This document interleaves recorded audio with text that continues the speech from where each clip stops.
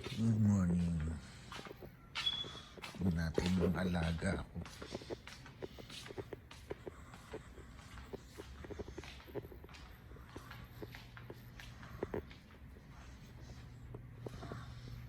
Linis oh. Wala na silang makakain dyan. No? Inubos na nila yung ang linis na yun. Isusuga ako na tumaron. Hindi na pwedeng dito lang. Actually marami naman dyang sugaan eh.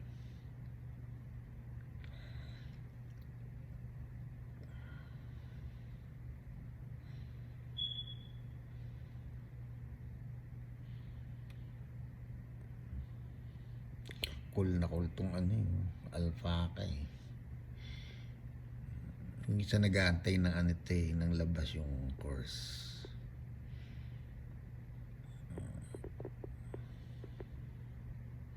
Dami rito ibon.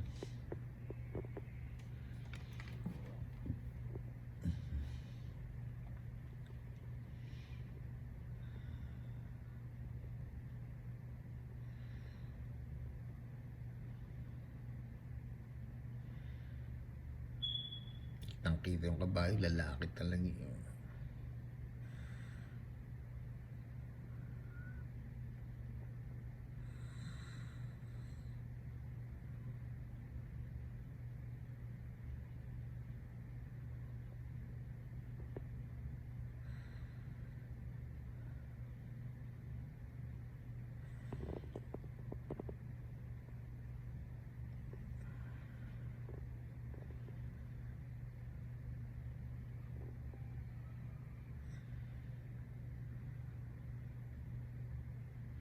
So sunod din ko na rin ilalagay yung ano, yung mini cow.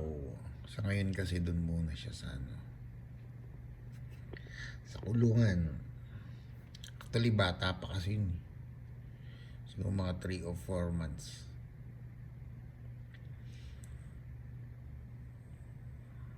Kaya hiwalay lang dun sa nanay.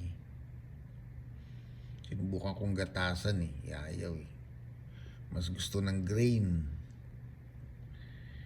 Yung grain kasi parang ano, sweetener sa kanila.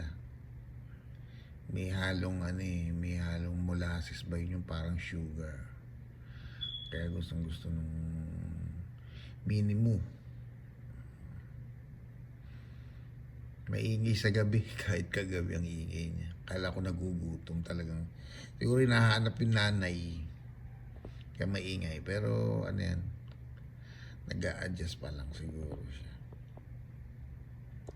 Ganun talaga.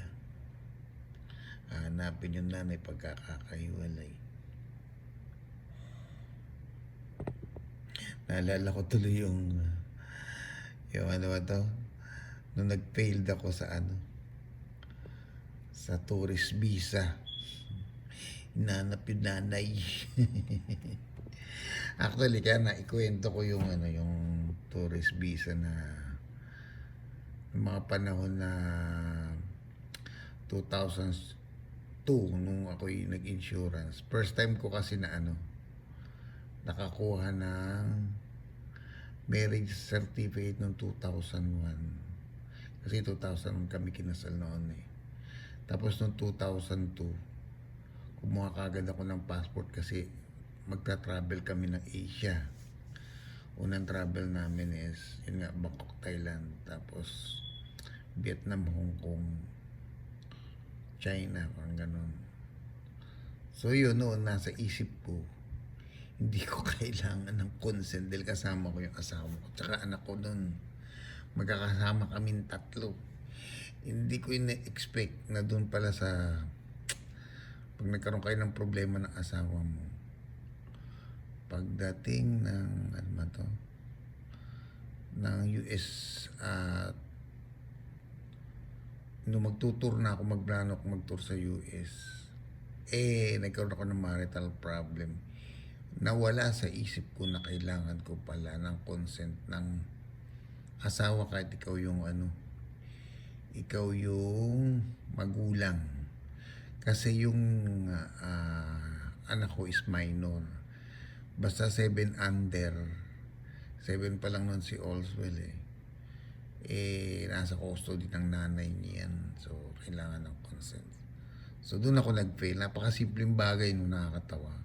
Pero mo, nag-tour ako ng Asia, nag-tour ako ng Europe para lang matatakan yung passport ko para makakuha ng ng US tour para maaprobahan. Tapos yun lang pala, napakasimple.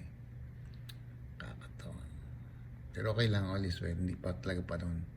Actually, dapat lalalagaan eh.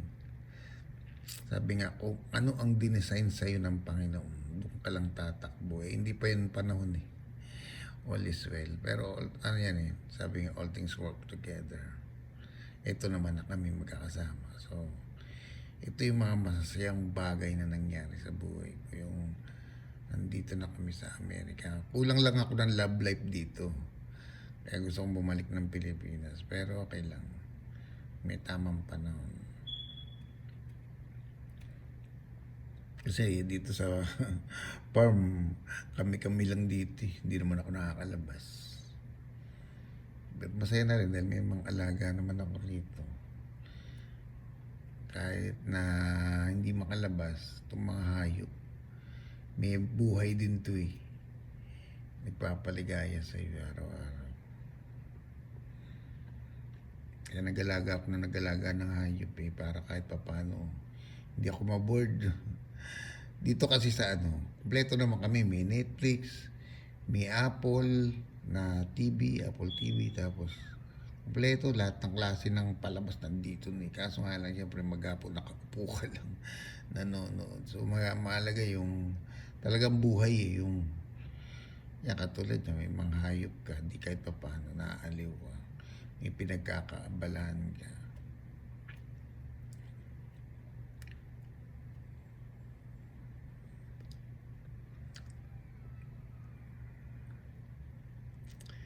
Gaantay lang ako ng kasi pa lang ngayon 7 o'clock. So nag-aantay lang ako ng mga 8. Kaya ako na sila isusuga. Hanapan ko ng magandang lugar kasi naubos na rin doon sa may harap yung kagapon inubos itong kabayo, malinis na kaagad eh. Siguro dito na sa sa mga prutasan ko siya dadalin. Hindi naman siya maninira ng prutas. Damo kagad titirahan yan dahil malago na yung damo. Tatali ko lang siya sa puno.